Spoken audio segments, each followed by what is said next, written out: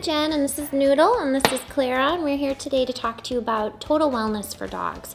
So Clara, what are some factors that influence a dog's total wellness? So we need to keep in mind their health, their exercise level, socialization, mental and sensory stimulation when we're thinking about total wellness with dogs. And training. And training, yeah. So one of the most important ways that we can keep tabs on our dog's total wellness is by monitoring their general health. So doing regular vet visits, doing health checks at home, where you're paying attention to your dog's body, feeling all the different parts of their body, checking for any changes in muscle mass, looking for lumps, checking their range of motion and how flexible they are. It's really important as dogs age to keep their flexibility at a comfortable level for them. So doing things like stretching, massage, adding joint supplements, things like that. Another thing that you should watch out for with your dog's health is what their gait looks like. So as they're walking or running, is that changing? Are they developing any hip or knee issues? Do they have arthritis? Stuff like that. Food and water intake is important. So are they eating their normal amount of food? Are they drinking enough water? Sometimes we see excessive water intake in dogs that are stressed or anxious. So paying attention to things like that. So all of those are kind of different factors to keep in mind when you're thinking about a dog's general health. So another factor in total wellness is making sure your dog is mentally stimulated and that they're getting a lot of enrichment. And by enrichment, I mean you're giving them an opportunity to sniff, hunt, dig, chase, so things that they would naturally do, chew, lick, things they'd naturally do. And so you can do this in separate training sessions, or you can even do this at mealtime. So you can use scatter feeding, so that just means taking their kibble, putting it in different locations so they have to hunt it out, or using puzzle things that they can really chew on, like a Kong or another puzzle feeder. Along with taking them on sensory activities. So you can go on a sniff walk and have them really comfortable in different locations. You could also give them like a designated place to dig, which is really fun.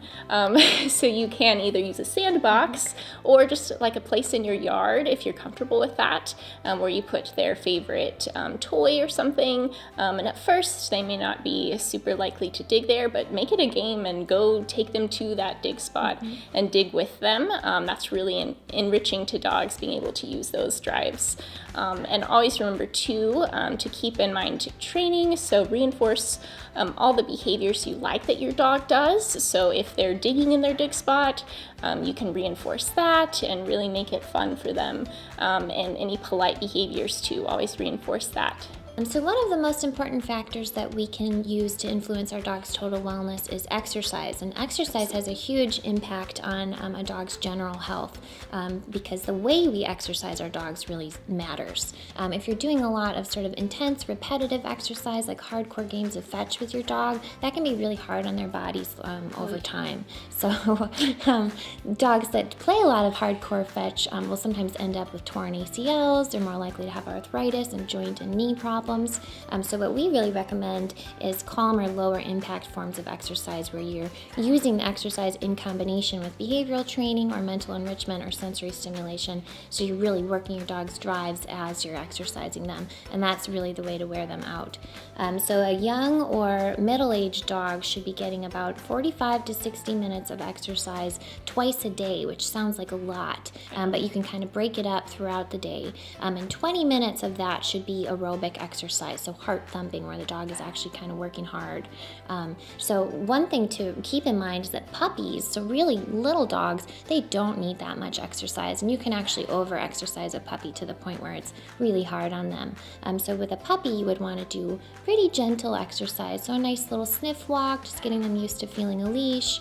You can also do exercise inside where you're playing kind of a low-key game of fetch, rolling a ball, stuff like that. And so one of the really big things with puppies also is socialization.